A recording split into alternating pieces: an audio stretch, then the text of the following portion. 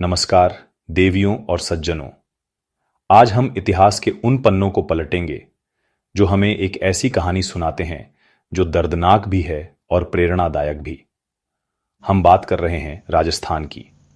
यह भूमि जितनी अपने वीरों की गाथाओं, भव्य किलों और रंगीन संस्कृति के लिए जानी जाती है, उतनी ही यह अपनी कठोर भौगोलिक परिस्थितियों के लिए भी पहचानी जाती है।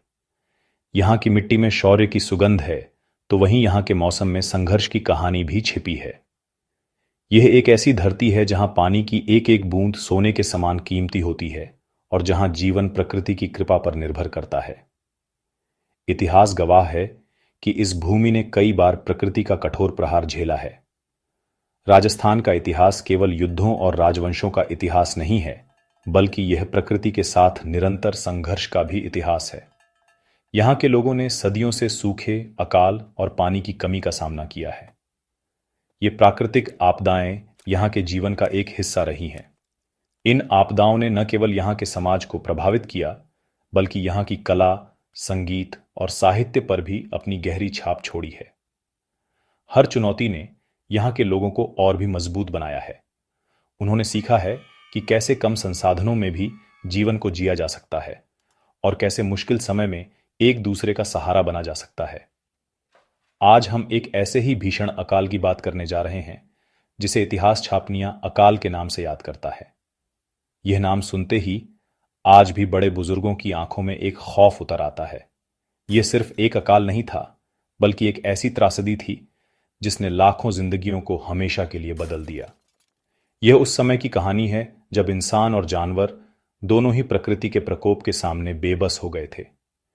यह हमें याद दिलाता है कि जब प्रकृति अपना रौद्र रूप दिखाती है, तो इंसान का सारा ज्ञान और शक्ति छोटी पड़ जाती है। चलिए इस ऐतिहासिक घटना को और गहराई से समझते हैं। इस अकाल का नाम छापनिया क्यों पड़ा, इसके पीछे भी एक कहानी है। यह अकाल भारतीय विक्रम संवत 1956 में पड़ा था। हिंदी में 56 को 56 कहते हैं और इसी 56 शब्द से इसका नाम छापनिया अकाल पड़ गया।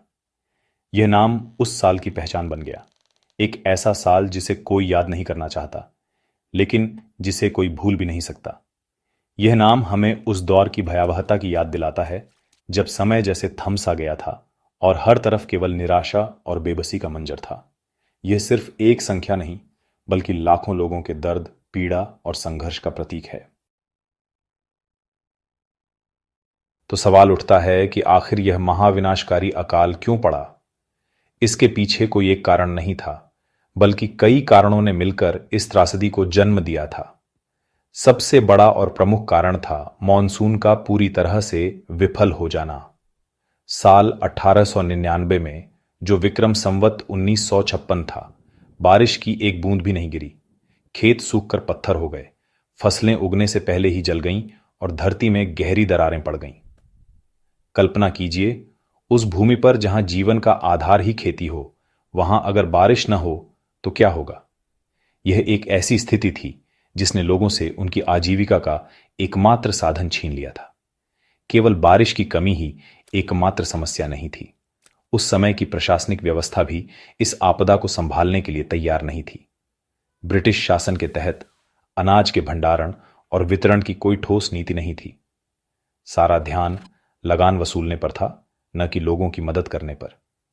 जब अकाल पड़ा तो सरकारी गोदाम खाली थे और जो थोड़ा बहुत अनाज था वह व्यापारियों की जमाखोरी का शिकार हो गया। रियासतों के राजा भी असहाय थे। उनके पास इतने बड़े संकट से निपटने के लिए न तो संसाधन थे और न ही कोई योजना। प्रशासन की यह कमजोरी आग में घी डालने का काम कर रही थी।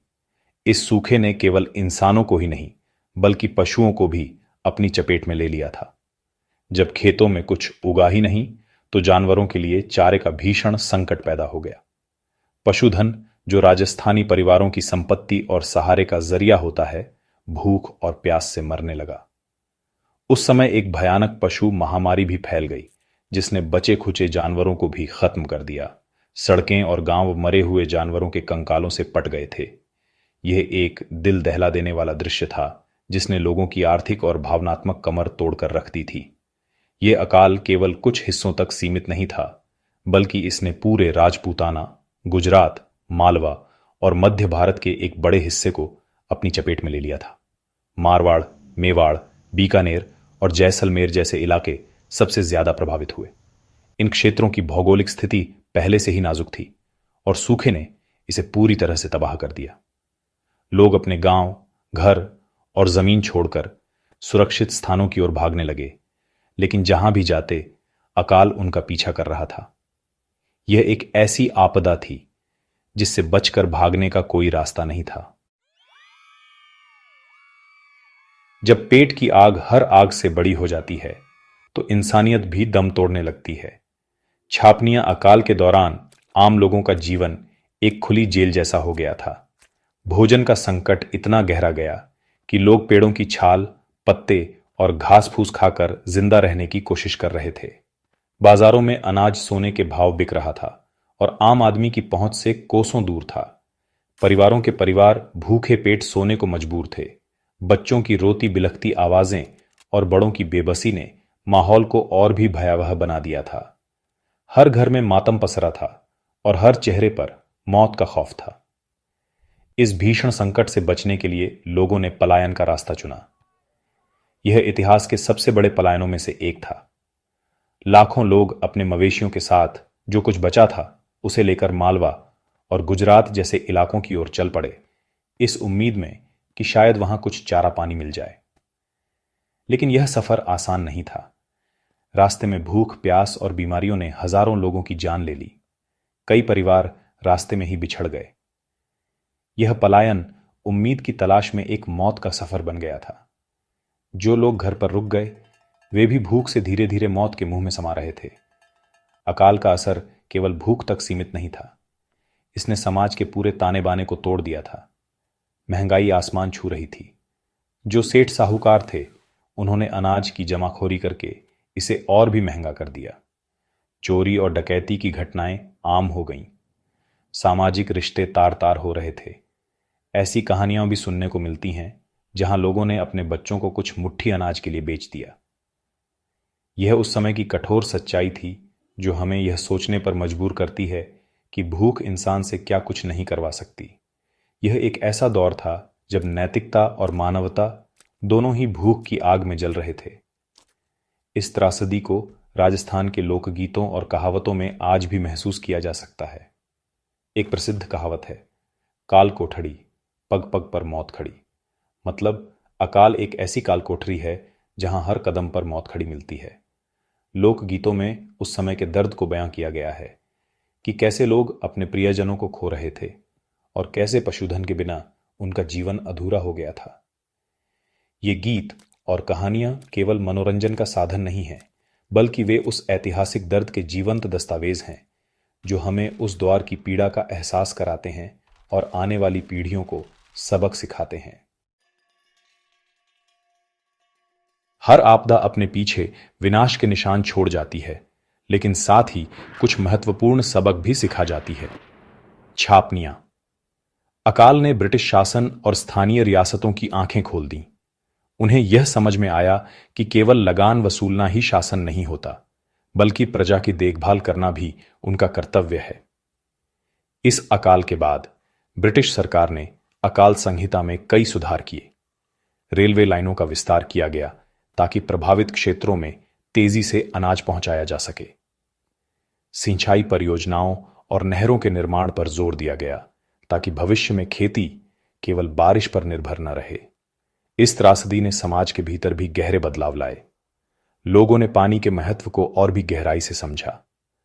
पारंपरिक जल संरक्षण तकनीकों जैसे कि टांके, बावड़ी और जोहड़ को फिर से महत्व दिया जाने लगा। लोगों ने यह सीखा कि मुश्किल समय में एकजुट होकर ही रहा जा सकता है। सामूहिकता की भावना और मजबूत हुई। लोगों ने यह भी महसूस किया कि केवल खेती पर निर्भर रहना खतरनाक हो सकता है, इसलिए आजीविका के दूसरे साधनों को खोजने की भी शुरुआत हुई। यह एक दर्दनाक लेकिन महत्वपूर्ण सबक था जिसने राजस्थान के समाज को भविष्य की चुनौतियों के लिए तैयार किया। छापनियां अकाल की सबसे बड़ी सीख यह थी कि प्रकृति का सम्मान करना कितना आवश्यक है।